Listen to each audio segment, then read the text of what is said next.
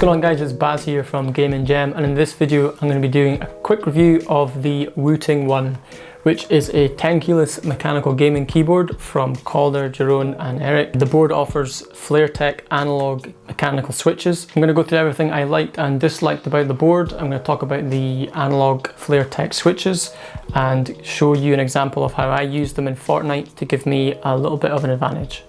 Alright guys, let's just do a really quick unboxing of the Wooting One, just so you get an idea of what you get inside the box.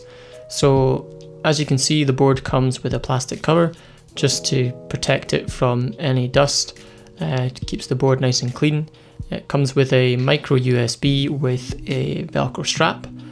Alongside the micro USB is an orange keycap puller, and it's also a switch puller, so it's a nice little 2-in-1. You can use it to remove the switches from the PCB and replace it with other ones. Alongside the puller is a set of additional switches that Wooting have been nice enough to package along with the board, so you can switch out any of the switches on the board with these switches. I got 2 linear 55s and 2 clicky 55s, so that's 2 reds and 2 blues basically. I don't know if every board comes with the same switches, but it would have been nice to have gotten the third variant of switches, which are the linear 80s.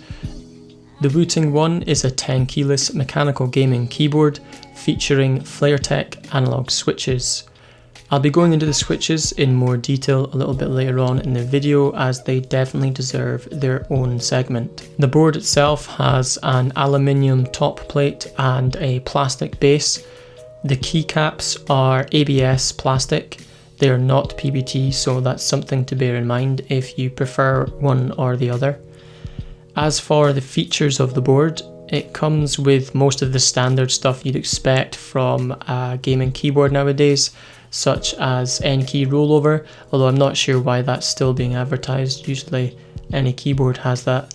Anyway, there's also individual RGB backlighting, and there is onboard memory for allowing you to store up to 4 different profiles on the keyboard. We'll get to that a little bit later on.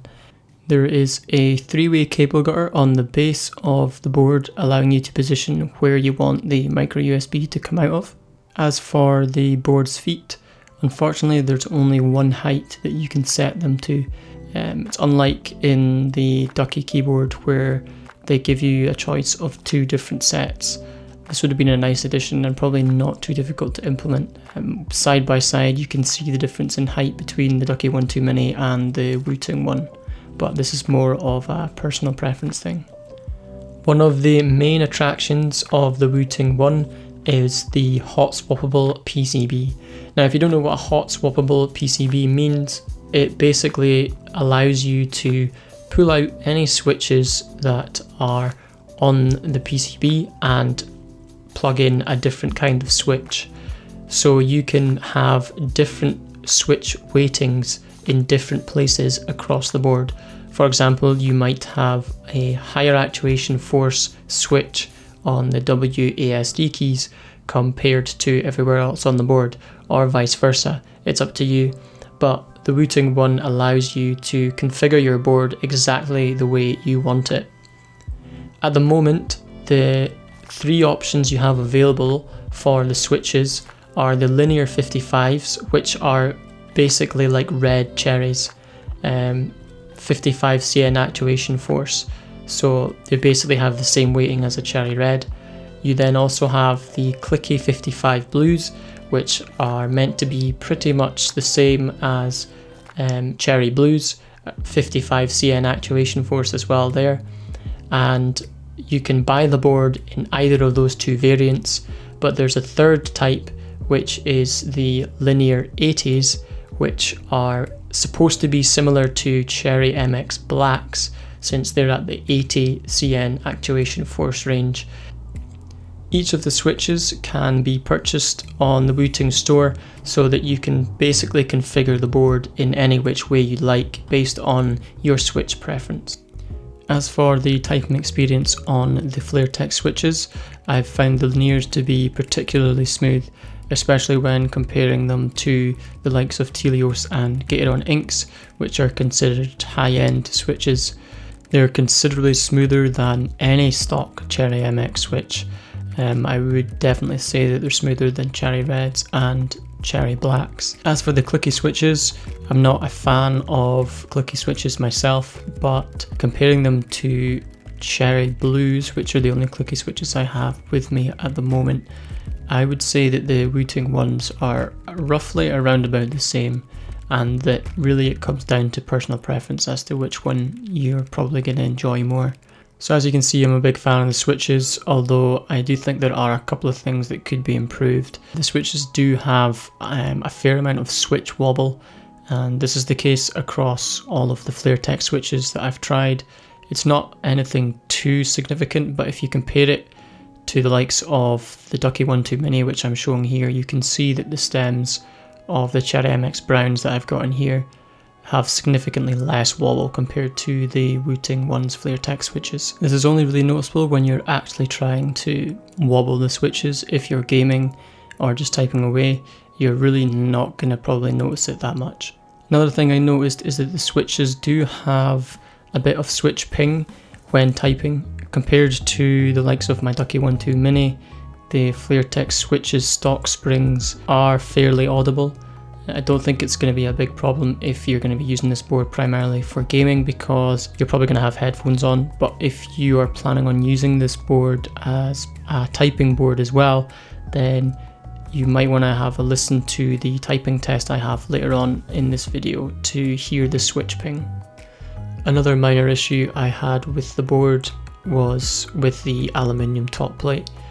It becomes a pretty bad fingerprint magnet after you've used the board for a couple of weeks. I get greasy, sweaty hands, and you can see here that there's fingerprints all across the base and all across the sides of the board. Not a major issue if it doesn't bother you that much, but it's still something to be aware of. By now you're probably wondering what exactly an analog mechanical key switch is. Now, the flaretech switches that are used in the Wooting One have a range of different features that pretty much sets the Wooting apart from anything else on the market right now. I'm going to move over to the Wootility software, which is the Wooting One's software that allows you to pretty much configure the board in any which way you'd like. And right now I'm inside the digital profile, which is for basically typing. So this is when the analog settings are turned off. And you can easily switch between the digital profile and analog profile by pressing the mode key in the top right of the board up here. So within the digital profile you have your color settings, where you have your standard presets for any RGB keyboard nowadays, such as the wave, scan and breathe, and you can also come in here and individually select a color and easily select it to any switch on the board. And you can even click and drag, so it makes it really easy to create any kind of color set that you want on the board. Within the digital settings tab, you can change the actuation point of the switches. Now this is the start of where the flaretech switches kind of start to show what they're capable of. Being able to change the actuation point on a switch is quite powerful, particularly for a gamer. The actuation point is how far you have to press the switch in order for that switch to register that key. So Cherry MX have released a lot of speed switches which have been tailored towards gamers, so that the actuation point is a lot shorter compared to your standard Cherry MX Browns, Cherry MX Reds, etc. So with the Wooting One you can configure this to anything you like. You're not stuck to a specific distance like you would be with a standard switch. Now this is available for configuration within the digital settings and also in the analog settings. The analog settings are where most of the features of the flaretech switches sort of come alive and how you can configure them. So you can come in here and you can change your actuation point to whatever distance you like. This is personal preference. Having it on really low doesn't necessarily mean it's better. So you can come in here and play around and see what kind of feels best for you. Within this section as well, we can go over to the analog bindings, and within here we can set up the key bindings for using the Wooting One as a controller. So aside from being able to configure the actuation point of switches, the switches themselves are actually pressure sensitive. Depending on how hard I press the switch, it can be configured to register different key presses. And in the case of a controller, it means that, for example, if I'm playing a driving or racing game, depending on how hard I press the A or the D key, that will dictate how hard I steer the car. So the Wooting One can also be used as a Xbox controller as well. Moving on to the Wooting One's best feature, in my opinion, for gaming and for the flaretech switches is the new Dts Binding section. So this basically allows you to set up almost like macros for individual keys on the board. So this is actually extremely powerful because I can set up one individual key to trigger 3 different keys based on the travel of that switch. So when I start pressing the switch, I can have it register 1 key. When the key bottoms out, I can have it register another key. And when the switch is on its way back up, I can have it register another key. So I've actually utilized this in Fortnite, where I have 1 key pretty much building a ramp, floor and wall instantly. So I can build a protected ramp extremely fast. And I'm going to show you how I've done that right now. So I've set it up so that the C key activates each of the 3 different builds. So you've got your stair, your wall, and your floor as well. So if I reset it, this is me on stairs right now. If I gently press the C key, switches to a floor. If I bottom out the switch, switches to a wall, and if I let go again, it's back to stair. So this allows you to really easily switch between all 3 just through the use of 1 key. So I'll show you what it looks like.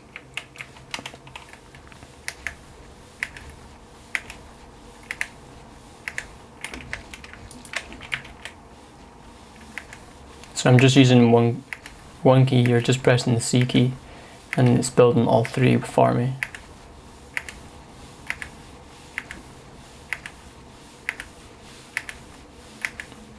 And you can even use this to build 90s really quickly as well. A second really useful DKS key binding I've come up with is for editing. So previously, where you'd have to press the key that you use for editing, and you select where you want to edit, then you press left alt again to confirm it, or whatever you've got your binding set to. Same again for resetting, you have to press it, reset, press it again to confirm.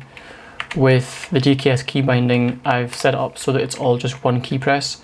So instead of having to press your key twice, I press it once, select, let go, once, reset, let go. And this allows you to edit much quicker without the need to having to press your edit key twice. Hopefully that gives you a nice idea of some of the things you can do with the Wooting One. That's really only scratching the surface. There's a lot more on the community subreddit and the community Discord, with people basically giving extra information on different bindings they've come up with across lots of different games. Now, to kind of round this video off, I'm going to give you a quick typing test on the Wooting One to give you an idea of the acoustics. I think the board sounds really nice. I do think the stock stabilizers are ever so slightly rattly, but nothing more than what you would expect from a off-the-shelf keyboard. Pretty much comparable to any Ducky or anything like that if you're trying to decide between the 2. Obviously you can go in and lube these to make them sound a lot nicer, but this is just going to be a completely stock typing test of the Wooting One.